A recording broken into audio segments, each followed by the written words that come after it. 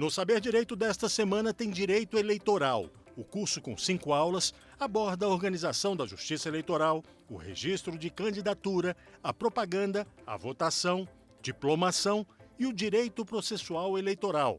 As aulas são com a professora Lília Fernandes.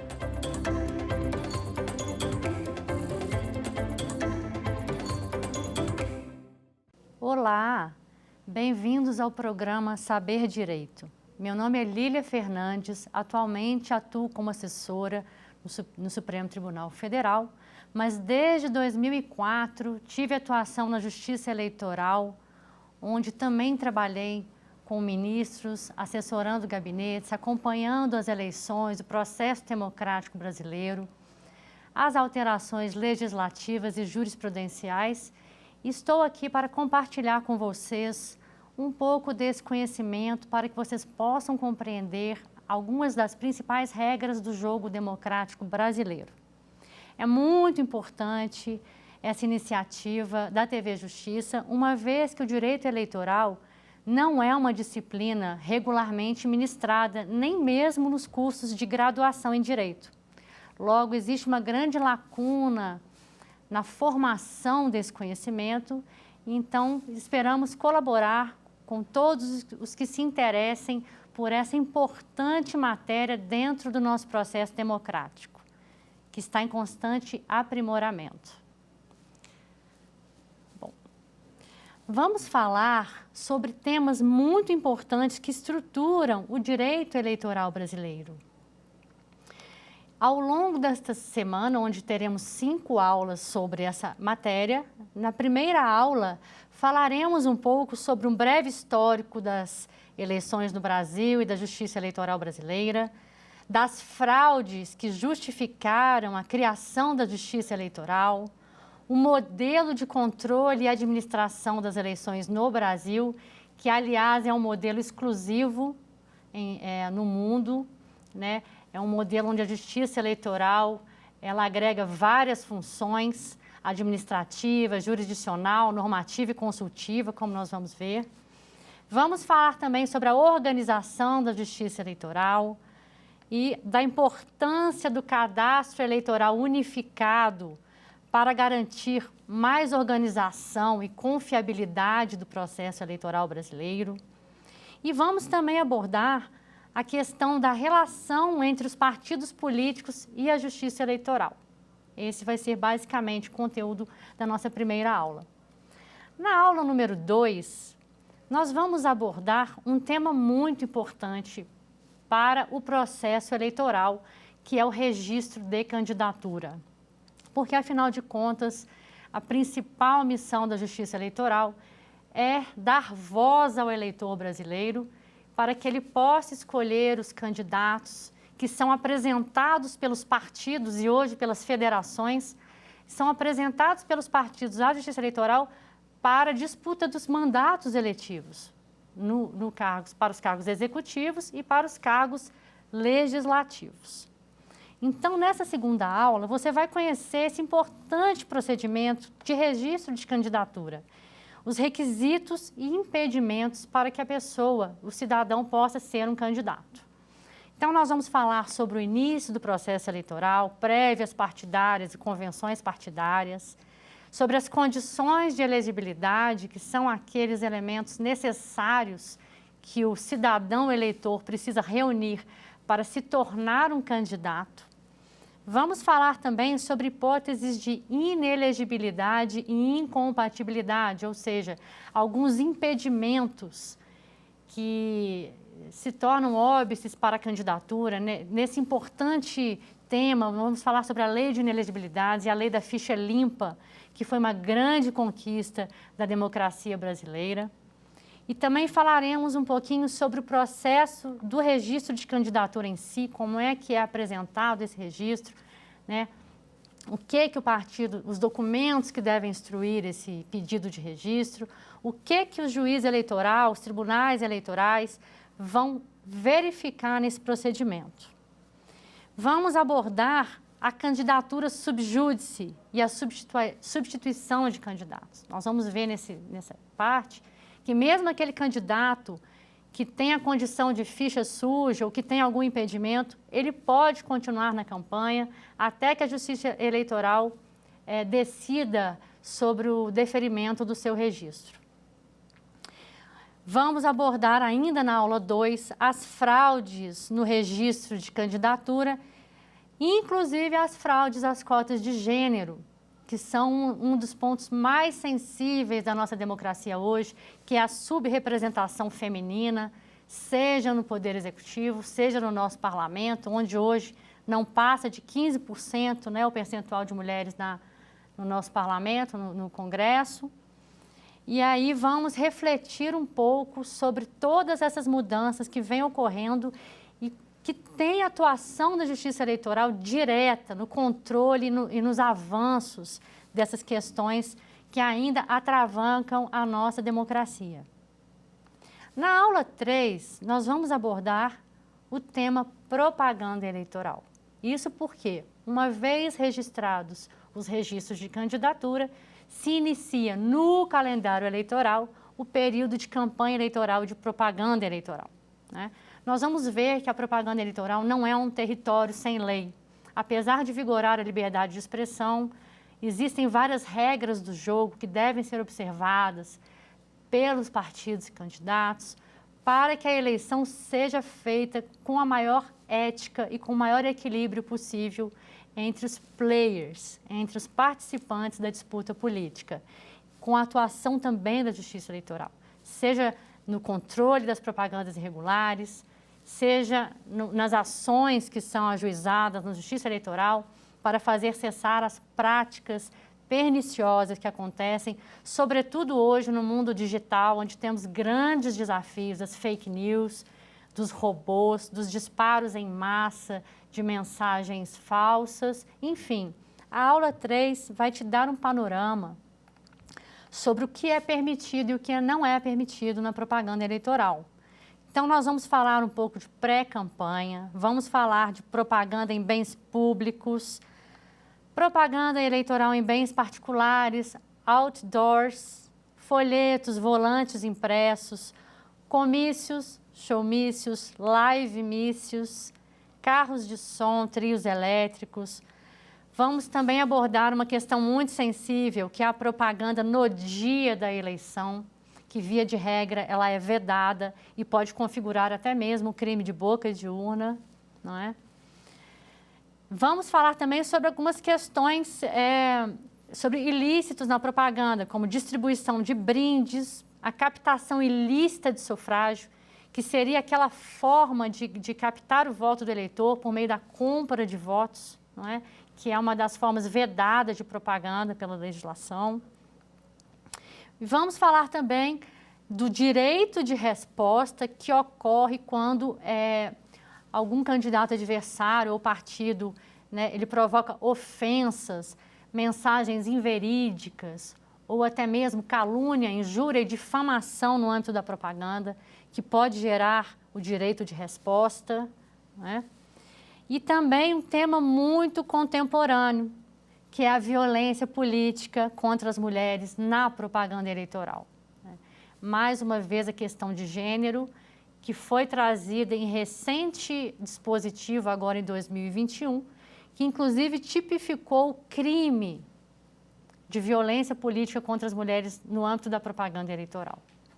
Foi um avanço muito importante. Aliás, 2021 foi um ano em que tivemos várias mudanças legislativas no âmbito eleitoral, que nós vamos pontuar também aqui ao longo do nosso curso. Vamos falar sobre propaganda eleitoral negativa, fake news e responsabilidade pela divulgação de notícias falsas. Prosseguindo na quarta aula, nós vamos abordar temas também bastante complexos e que às vezes se tornam até um pouco indigestos para o eleitor entender os nossos sistemas eleitorais, não é? Que é o sistema majoritário, qual é a forma de contabilização dos votos, né? Nas eleições majoritárias, que exige, ora exige maioria simples, ora exige maioria absoluta, né? E principalmente, né, as maiores dificuldades são na compreensão do nosso sistema proporcional, né? Que é o sistema utilizado para os cargos do Legislativo, exceto o Senado Federal, né? Então, o Congresso Nacional, as Assembleias Legislativas e as câmaras municipais. Nesse sistema proporcional, temos alguns conceitos como quociente eleitoral, quociente partidário, e nós vamos tentar deixar isso um pouquinho mais objetivo, um pouquinho mais fácil para que você possa entender essas fórmulas que estão no nosso sistema legislativo eleitoral.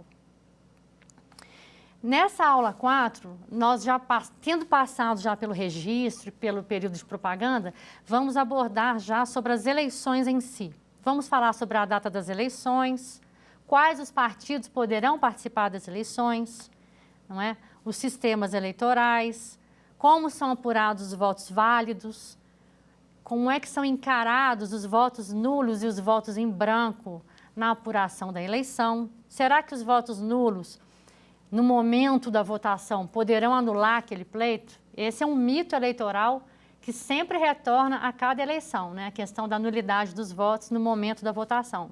Nós vamos esclarecer isso, então, na aula 4. A gente vai falar também um pouco sobre algumas garantias eleitorais para a votação, para que a votação ocorra de forma livre, consciente, sem interferência de qualquer natureza, sem interferência, a coação física, coação moral, não é? A legislação eleitoral prevê várias garantias para que o eleitor exerça o seu poder, dever de votar de forma mais livre possível. Falaremos um pouco sobre a apuração, nulidade dos votos e a destinação daqueles votos nulos em branco. Outro mito que eu gosto muito de falar nas minhas explicações é: será que o voto branco vai mesmo para quem está ganhando? Esse também é um mito que ronda muito o imaginário do cidadão. Existem várias campanhas que rondam na internet sobre isso e a gente vai esclarecer do ponto de vista da legislação como são encarados os votos nulos e os votos em branco. Por fim, na nossa última aula, que é a aula número 5, nós vamos abordar o direito processual eleitoral. O direito processual eleitoral já tem peculiaridades também que exigem um estudo autônomo, né? Os estudantes de direito, aqueles advogados, estagiários, aquele que vai realmente atuar ali no processo eleitoral, ele vai ter que aprender algumas peculiaridades do processo eleitoral, como a celeridade, os prazos são muito mais curtos, não é? Tem prazos de 24 horas, prazos de 3 dias, né? Tem também o princípio da tipicidade das ações eleitorais. Existem algumas ações eleitorais para cada fase do processo eleitoral. Então, nós abordaremos também os principais feitos, os principais procedimentos e ações que tramitam na Justiça, que são o rito de impugnação ao registro de candidatura, as reclamações e representações na época da propaganda eleitoral para coibir as propagandas irregulares, o recurso contra a expedição de diploma, a ação de impugnação de mandato eletivo e também as investigações judiciais eleitorais. Com esse apanhado de ensinamentos e trazendo a minha experiência, esperamos compartilhar um pouco para que seja dado um panorama do nosso direito eleitoral brasileiro. Bom, vamos agora entrar no objeto da nossa primeira aula, tá? Nessa aula, nós vamos aprender um pouquinho da história, dos conceitos, especificamente também tratar um pouquinho desse processo eleitoral de 2022, o que nos espera, né? E alguns atos que compõem o processo eleitoral. Bom, a Justiça Eleitoral, ela foi criada em 1932 pelo Código Eleitoral. E uma grande novidade, né, uma grande inovação desse Código Eleitoral foi justamente essa delegação ao Poder Judiciário de organizar, né, e conduzir as eleições brasileiras, desde a gestão do cadastro eleitoral brasileiro, passando mesmo pela organização logística, né, a organização das sessões eleitorais, a logística da questão das urnas, nomeação de mesários, o cadastro eleitoral, que é justamente o procedimento de inscrição dos eleitores, né, no cadastro eleitoral. Nós sabemos que para ser considerado eleitor, o eleitor é justamente aquele que tem o seu nome inscrito no Cadastro Nacional de Eleitores.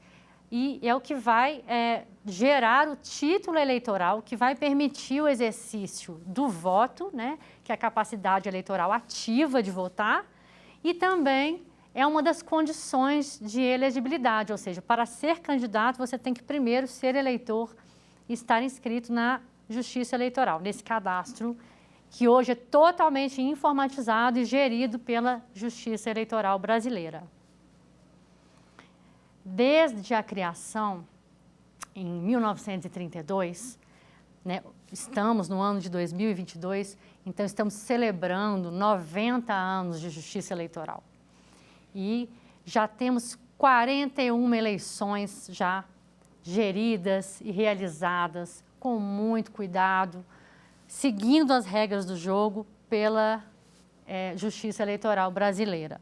Então, nesse tempo, tivemos grandes conquistas, entre elas a votação eletrônica. Aliás, processo eleitoral totalmente informatizado, desde a votação, a apuração, né, até mesmo a totalização dos votos, o que diminuiu a intervenção humana nesses procedimentos e conferiu muita segurança ao processo de votação para que a vontade do eleitor depositada na urna seja justamente a vontade expressa no momento da proclamação dos resultados.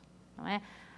A Justiça Eleitoral, ela promove testes de segurança pública anualmente, né, em que são convidados partidos, Ministério Público e até mesmo hackers que são franqueados a entrarem no ambiente da urna eletrônica, no ambiente virtual, para que possam forjar ataques ao sistema de votação e até hoje, desde a implantação do voto eletrônico, não foi comprovada nenhuma fraude comprometedora da fidedignidade, da confiabilidade. É claro que em alguns momentos foram apontados algum tipo de inconsistência, mas a cada ano essas inconsistências vão sendo apuradas e aprimoradas pela Justiça Eleitoral. Bom, apesar da Justiça Eleitoral ter sido criada em 1932 pelo Código Eleitoral de 32, a primeira lei que transferiu para o Judiciário a gestão das eleições foi a Lei Saraiva, de 1881. Essa lei já tinha importantes conquistas.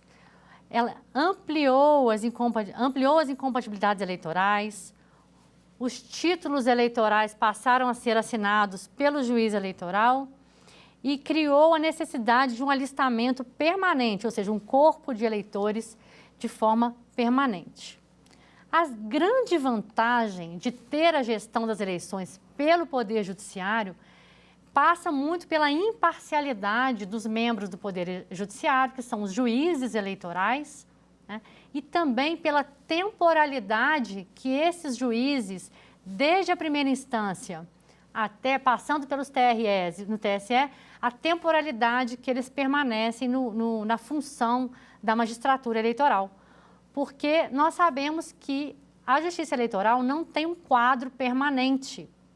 Ela é composta por juízes da Justiça Comum e da Justiça Federal, e aqui no caso do TSE, por ministros do Supremo Tribunal Federal, por ministros do STJ e ministros juristas, que atuam por 2 anos na judicatura eleitoral, podendo ser prorrogado por mais 2 anos. Então, essa oxigenação também é muito importante para que o processo eleitoral mantenha esse viés de imparcialidade, essa oxigenação democrática, que tanto é uma característica tão marcante do nosso sistema de controle eleitoral. E é uma coisa muito interessante também, um aspecto muito interessante, porque os magistrados, como sabemos, eles não podem ter atuação político-partidária, né? Os magistrados têm por vedação o exercício de atividade político-partidária. Isso também é um fator importante para garantir a neutralidade da atuação eleitoral. Agora, a organização da Justiça Eleitoral no Brasil segue o modelo federativo. Como vamos ver, ela vai ser organizada desde a primeira instância, onde tem atuação os juízes eleitorais, vai ter também a organização no âmbito estadual, onde funcionam os tribunais regionais eleitorais, que são 27, né, que são os estados e o Distrito Federal, e o órgão de cúpula, que é o Tribunal Superior Eleitoral. Vamos falar um pouco sobre essa organização, principalmente quando formos abordar as ações eleitorais e como é que se processam os ritos eleitorais nessa estrutura. Bom, os antecedentes históricos da criação da Justiça Eleitoral são impressionantes e fazem a gente realmente entender a importância da Justiça Eleitoral para a confiabilidade do nosso processo democrático.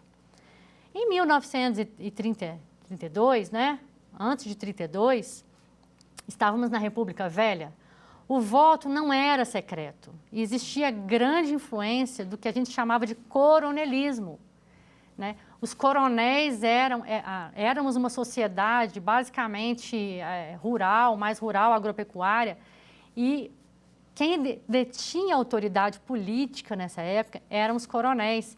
E existiam o que nós chamávamos de currais eleitorais. Então, o eleitor ia votar totalmente coagido porque ele tinha que votar naquele candidato que o coronel indicasse, inclusive sob pena de ameaça física, de perder o emprego, enfim. Era uma época realmente em que o processo eleitoral era muito viciado por esse tipo de coação. Esse voto era chamado voto de cabresto, né? E atualmente, vou até abrir um parêntese, né, para ressaltar que atualmente a liberdade de voto ainda sofre algumas ameaças, né? Mas diferente daquela época do coronelismo e do voto de cabresto, as ameaças e os desafios hoje são outros, como, por exemplo, a questão da compra de votos, da corrupção eleitoral, do disparo de fake news.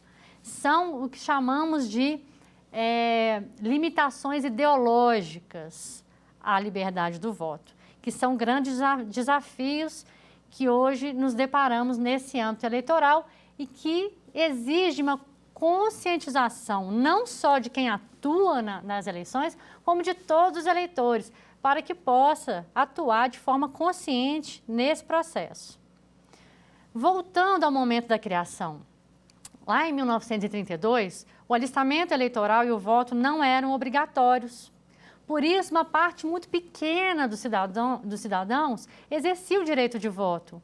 Então, os representantes eram eleitos com um percentual muito pequeno de votos, e isso tirava totalmente deles essa representatividade que os mandatários têm que ter para atuar em nome, né, dos seus representados, em nome do eleitor, e aí fixar políticas públicas de interesse comum, enfim. Na medida em que o corpo de eleitores era muito pequeno, a legitimidade dos políticos era muito reduzida também. A apuração, nessa época, era feita manualmente. Então, havia muita interferência humana no momento da apuração. Então, havia vários escrutinadores e nada impedia que, nesse momento, houvesse ali a adulteração dos títulos eleitorais, ou então que houvesse uma cédula indicando determinado candidato e o escrutinador computasse esse voto para outro candidato. Enfim, quanto mais a intervenção humana operava, maiores eram as chances de fraude no momento da apuração, o que hoje nós não temos com a implantação do voto eletrônico, né, dos sistemas eletrônicos de votação e apuração. Nessa época também, o cadastro eleitoral, quando ele foi criado, não era um cadastro unificado. cada entidade da federação possuía um corpo de eleitores, um cadastro diferenciado.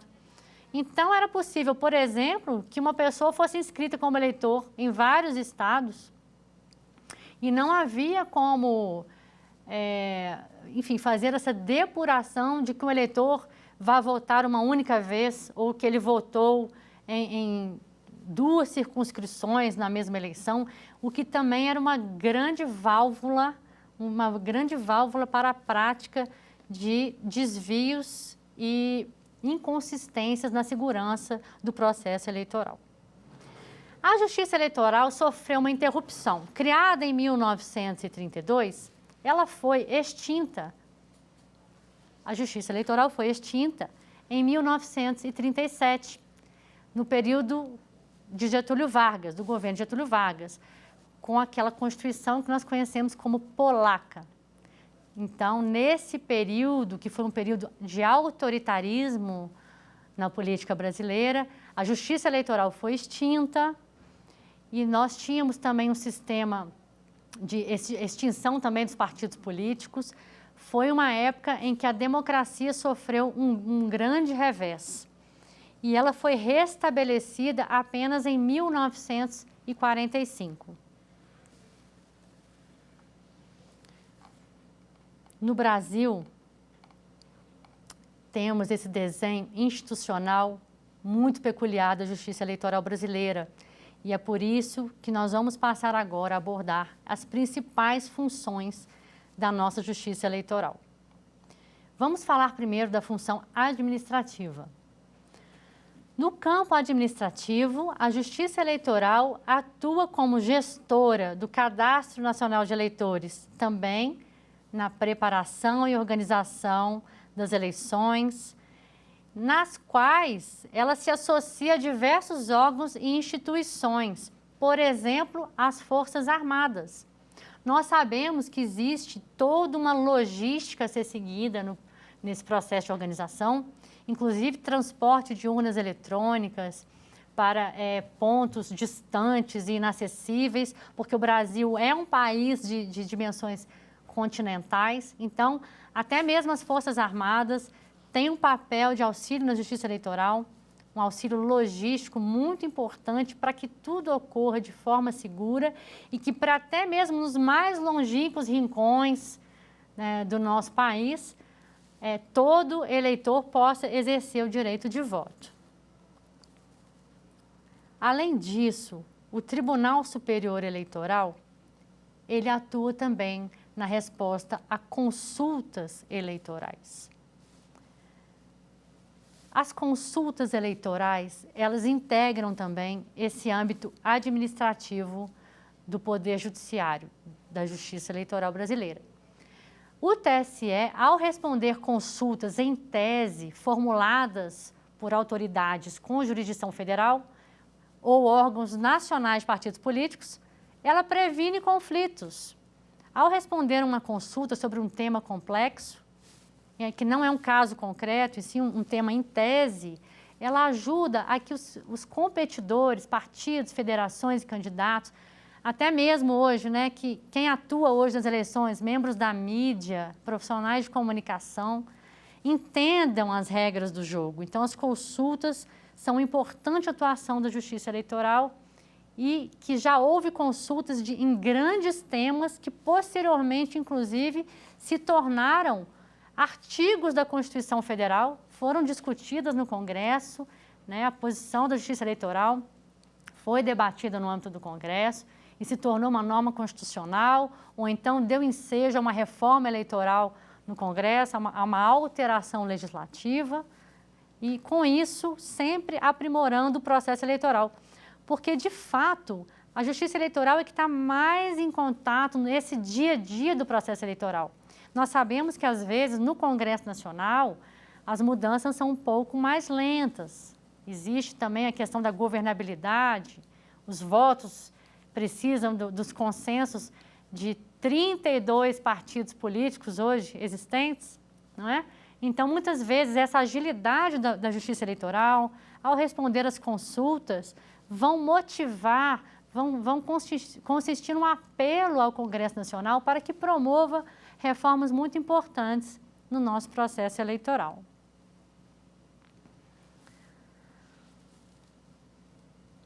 Bom, uma outra atuação importantíssima é o poder de polícia da Justiça Eleitoral na propaganda eleitoral. Quando falamos em poder de polícia, parece algo ligado a crimes eleitorais, mas não é bem isso. Poder de polícia é um poder, né, inerente à administração pública e, nesse caso, a Justiça Eleitoral atua como um órgão administrativo para coibir práticas irregulares de propaganda. Então, ao se deparar com propagandas irregulares, por exemplo, propagandas em bens públicos, propagandas em templos religiosos ou em lugares de acesso comum, shoppings, que nós vamos ver que essas propagandas são irregulares, né? A Justiça Eleitoral ela pode atuar de ofício para fazer coibir essas práticas. É uma das grandes funções também exercidas pela nossa Justiça Eleitoral. Como guardiã da nossa democracia, né, a gente tem que se valer do texto constitucional para entender que o nosso processo eleitoral visa resguardar e assegurar a soberania do voto popular, que é o que está previsto lá no artigo 14 da Constituição Federal, que dispõe que a soberania popular será exercida pelo sufrágio universal e pelo voto direto e secreto, com valor igual para todos e, nos termos da lei, também através de plebiscito, referendo e iniciativa popular. Logo, o sufrágio universal é o poder do eleitor de participar das decisões políticas, às vezes não diretamente, mas por meio da eleição, da escolha de representantes que vão dar voz às demandas sociais, às demandas públicas, formulação de políticas públicas. E esse caráter de universalidade hoje também é uma grande conquista, porque nós não podemos esquecer que podem votar quaisquer pessoas, independente de raça, cor, crença, classe social. Hoje isso parece tão óbvio, mas até 1932 o voto, por exemplo, não era permitido às mulheres. Também havia o voto censitário, que era o voto daquelas pessoas que atingissem determinada renda. Abaixo daquela renda não era permitido o exercício do voto. Então, as características do voto hoje são a universalidade, a personalidade. Ninguém pode votar por você. Isso hoje é uma garantia também que parece uma coisa muito simples, mas antigamente, antes do processo informatizado e antes da biometria, acontecia sim de um eleitor votar pelo outro, ou até mesmo práticas criminosas, em que o mesário, ao ver que o determinado eleitor não compareceu para votar, o mesário votava no lugar daquele eleitor, porque justamente não havia essa segurança da biometria. Então, essa é a característica da personalidade do voto. A obrigatoriedade do voto. Nós temos no nosso país o sistema de voto obrigatório, diferente de outros, como os Estados Unidos, por exemplo, em que o voto é facultativo. Existem várias críticas, vantagens e desvantagens de cada um desses sistemas, né? O fato é que a nossa democracia, ela é uma democracia relativamente jovem e o caráter obrigatório ainda tem uma função, essa é até uma opinião pessoal, ainda tem uma função pedagógica, digamos assim, para que o eleitor saiba que, além de ser um poder, também é um dever cívico de comparecer às urnas para escolher os representantes. A obrigatoriedade do voto, ela é de comparecimento, né? Nós sabemos que a urna eletrônica tem o voto em branco, tem a tela do voto em branco, que pode ser uma faculdade também, uma manifestação do eleitor no sentido de apolítico. Aliás, ele não tem um candidato, mas a obrigatoriedade é de comparecimento. Então, o alistamento eleitoral e o voto são obrigatórios para os maiores de 18 anos e são facultativos, ou seja, também existe um sistema de alistamento e voto facultativo para os analfabetos, maiores de 70 anos e para os eleitores entre 16 e 18 anos. Esses têm o sistema de voto facultativo. Aquele eleitor que tem a obrigação de votar, ele deve comparecer à sessão de votação para exercer o voto.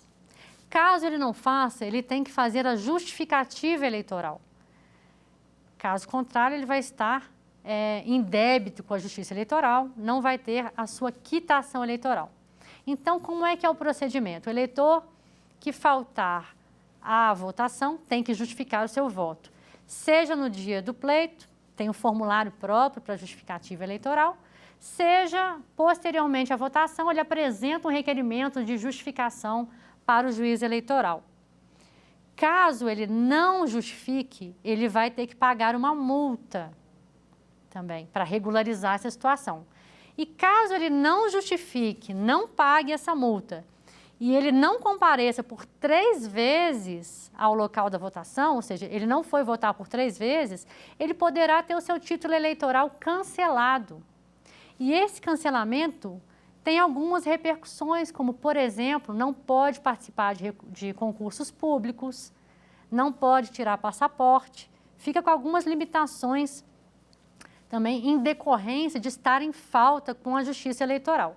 Após você ter o seu título eventualmente cancelado, você tem que procurar um cartório eleitoral, no qual vai haver ali um juiz eleitoral que vai analisar a situação para que você possa restabelecer essa condição de eleitor e regularizar o seu título eleitoral. Outras características muito importantes do voto brasileiro é a sigilosidade e a periodicidade. O voto é sigiloso. Isso é uma garantia muito importante para que não haja pressão, coação de qualquer espécie e que o eleitor exerça esse direito de forma com bastante liberdade e não sofra nenhum tipo de coação. A única exceção, como nós vamos ver, é o eleitor com deficiência e que tenha dificuldade de exercer esse direito no momento da votação. Então, ele pode explicar a situação ao mesário e pode se fazer acompanhar de uma pessoa da sua confiança até a cabine eletrônica para exercer esse direito. Essa é a única exceção, mas, em regra, o nosso voto é sigiloso, é uma garantia muito importante. Bom, outras garantias muito importantes para a lisura desse processo eleitoral, para a confiabilidade, né, é a questão da vedação das Forças Armadas no momento da votação. Antigamente, era muito comum que houvesse policiais ou militares, às vezes a mando de alguma facção ou de alguma organização política, para que ali houvesse algum tipo de pressão no momento do voto. Hoje, quem exerce esse poder de polícia, que nós já falamos, no momento da votação, é o juiz eleitoral e o mesário presidente da mesa. A Força Armada deverá se manter a 100 metros do local de votação. As prisões também são limitadas nesse período, né? Nenhuma autoridade poderá prender o eleitor desde 5 dias antes até 48 horas depois do encerramento da eleição, salvo em flagrante delito ou em virtude de sentença criminal condenatória por crime inafiançável. Ocorrendo qualquer prisão, o preso deverá ser apresentado ao juiz eleitoral ou ao juízo comum para que essa prisão seja eventualmente relaxada devido a uma ilegalidade na prisão. Passando para a segunda função da Justiça Eleitoral, é a função jurisdicional. A função jurisdicional é a função típica do Poder Judiciário. Quando estamos falando, então, da Justiça Eleitoral passar de atuar nessa organização administrativa e para a função jurisdicional, nós estamos dizendo que ela também vai apreciar os conflitos eleitorais que ocorrem ao longo de todas as fases do processo eleitoral. Teremos conflitos por ocasião do alistamento, teremos conflitos por ocasião das filiações partidárias, teremos vários tipos de ações eleitorais que serão ajuizadas pelos partidos políticos, candidatos e pelo Ministério Público, sempre para proteger, resguardar as regras do jogo. Representações por propagandas irregulares, por compras de voto ou captação ilícita de sufrágio, investigações judiciais e eleitorais e toda uma gama de ações eleitorais que caracteriza essa função jurisdicional da Justiça Eleitoral, que é a função típica mesmo do Poder Judiciário. Poder regulamentar é a terceira atribuição que vamos tratar aqui nessa aula. O TSE tem o poder de expedir instruções ou regulamentos para dar execução para as normas eleitorais. Então, temos basicamente como cerne legislativo do processo eleitoral a Constituição Federal, a Lei de Inelegibilidades, que é uma lei complementar, Lei 64/90, a Lei das Eleições, que é a Lei 9.504, de 97, a Lei dos Partidos Políticos, que é a Lei 9.096, de 95, e temos também, nesse arcabouço normativo, as resoluções expedidas pelo TSE. E elas vêm dar mais concretude, tornar mais claras as regras eleitorais. A função consultiva, que já abordamos aqui, é aquela função específica do TSE. Também os TREs podem responder a consultas, mas o TSE, como órgão de cúpula, vai dar uma uniformidade para os temas. E eu trouxe aqui alguns exemplos de consultas muito relevantes que foram proferidas pelo TSE ao longo dessa sua atuação consultiva, né? Tem a consulta 0600 54 750. Essa consulta foi relatada pelo ministro Mauro Campbell, em que ele falava sobre a definição de teto de gastos da campanha eleitoral. Um dos temas sensíveis, que é o do financiamento de campanha, hoje a legislação prevê teto, limite de gastos para cada cargo.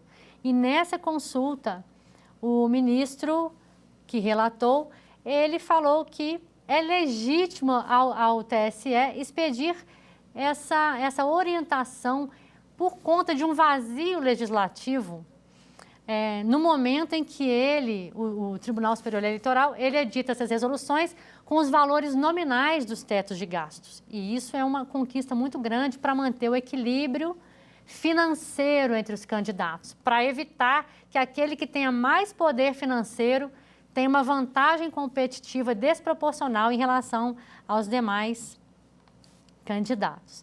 Só para vocês terem uma ideia nessa questão, em 2018, eu vou falar de 2018 porque o TSE ainda não liberou o teto de gastos para 2022, o teto de gastos para a campanha de presidente foi de 70 milhões de reais, com acréscimo de 35 milhões na hipótese de segundo turno.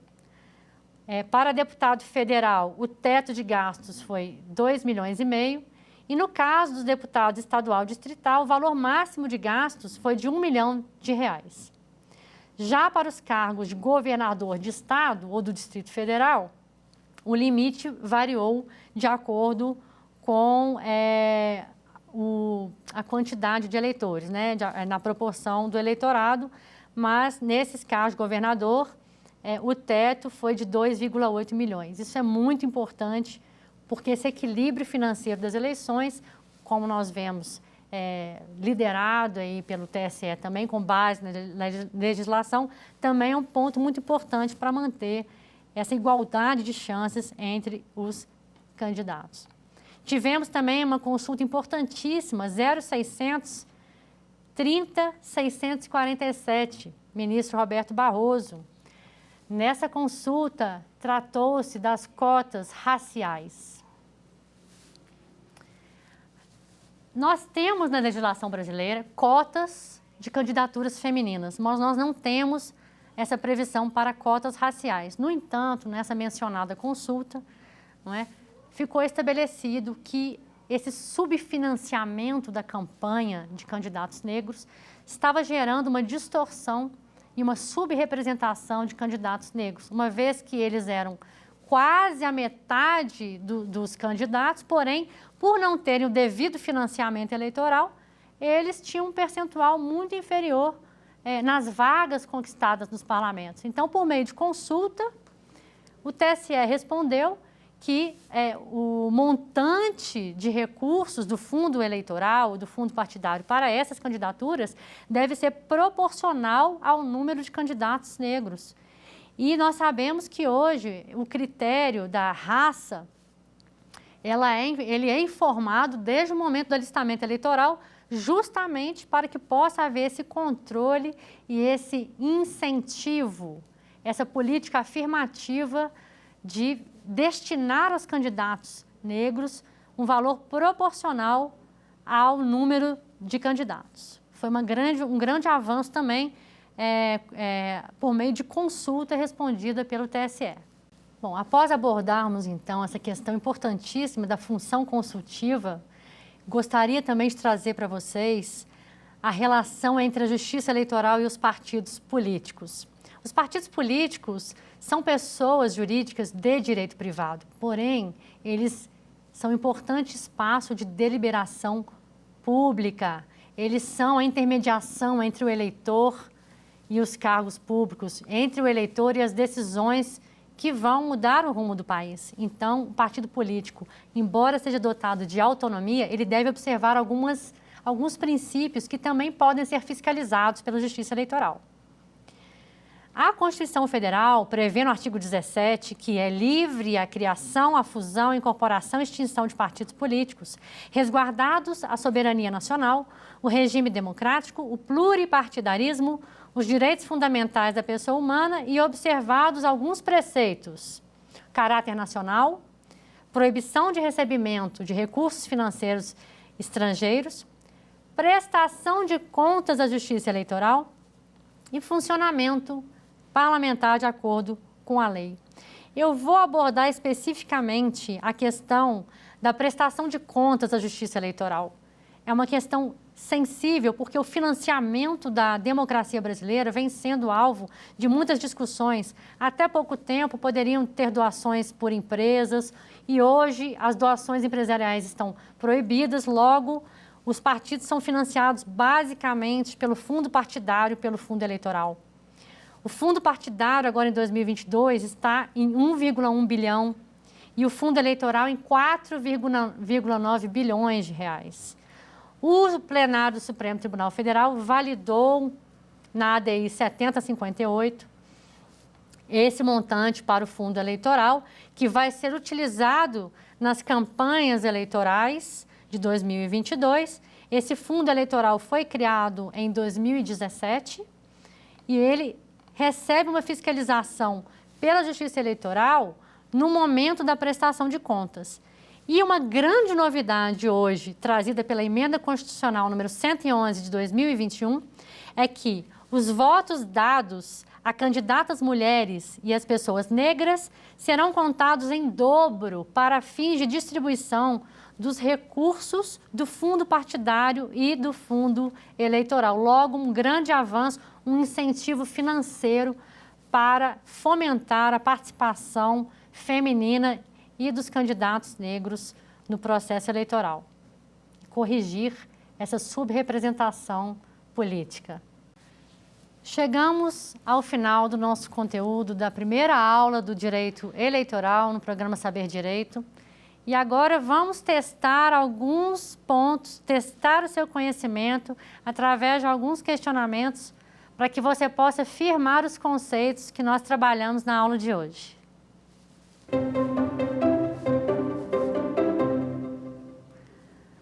Primeira pergunta: quais as principais funções da Justiça Eleitoral brasileira?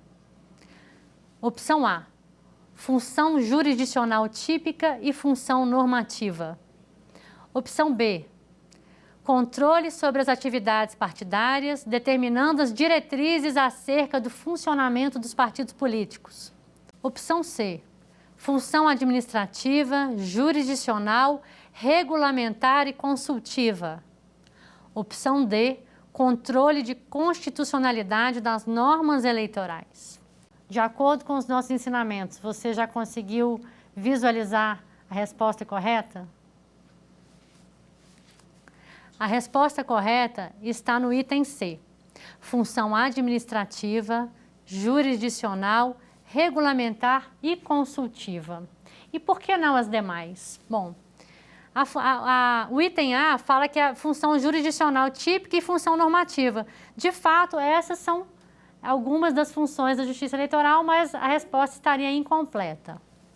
No item B, controle sobre as atividades partidárias, determinando as diretrizes acerca do funcionamento dos partidos. Essa também não está correta, pois os partidos são dotados de autonomia. A intervenção da Justiça Eleitoral vai ocorrer de forma pontual, caso o partido se desvie do princípio democrático ou então não observe alguns dos preceitos que estão estatuídos no artigo 17 da Constituição Federal. A opção D também não seria a correta, pois controle de constitucionalidade das normas eleitorais. Embora possa haver uma avaliação sobre a constitucionalidade das normas eleitorais, essa função de controle ela é atribuída ao Supremo Tribunal Federal e não diretamente ao Tribunal Superior Eleitoral. Logo, a opção D também não está correta. Vamos para a segunda indagação. Quais as características da votação no modelo brasileiro? Opção A, voto sigiloso por meio eletrônico e sistema integralmente informatizado. Opção B, votação por cédulas nas localidades mais inacessíveis. Opção C, poder de polícia exercido pelas Forças Armadas. Opção D, possibilidade de votação pelos correios e em sessões eleitorais distintas da inscrição eleitoral. Então, você já conseguiu identificar qual é a resposta correta? Vamos abordar um pouquinho sobre cada uma. A resposta correta é o item A. As características do nosso voto são o sigilo, voto sigiloso, por meio eletrônico e sistema integralmente informatizado. Não existem mais votação por cédulas no nosso sistema. Opção B, votação por cédulas nas localidades mais inacessíveis. Como nós vimos, hoje a Justiça Eleitoral tem um sistema de logística, até mesmo com o apoio das Forças Armadas, para que a urna eletrônica chegue até mesmo nas localidades mais inacessíveis. Logo, não há votação por cédulas apenas por esse fato de ser um local inacessível. O que pode acontecer é de dar algum problema na urna eletrônica, essa urna eletrônica que essa urna não possa ser substituída, e aí sim pode passar para a votação por cédulas. Mas isso ocorre de maneira absolutamente excepcional. O item C, poder de polícia exercido pelas Forças Armadas.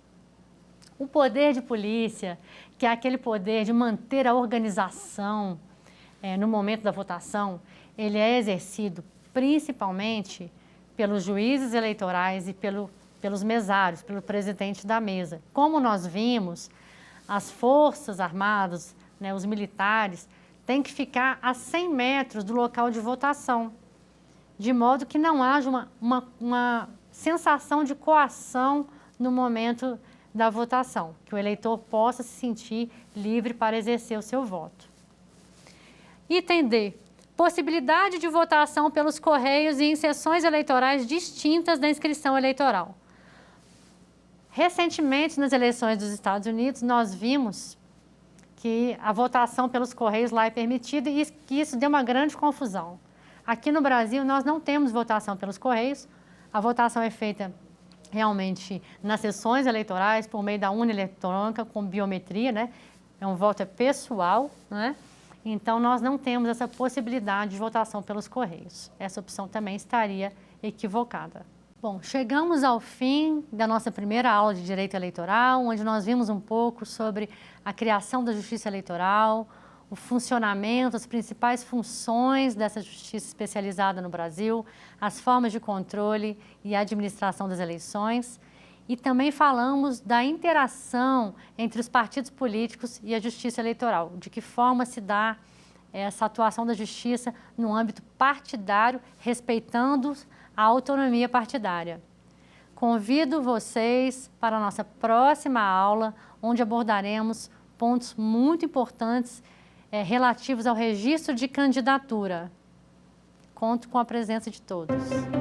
Quer dar uma sugestão de tema para os cursos do Saber Direito? Então mande um e-mail para a gente, saberdireito@stf.jus.br, ou entre em contato por WhatsApp.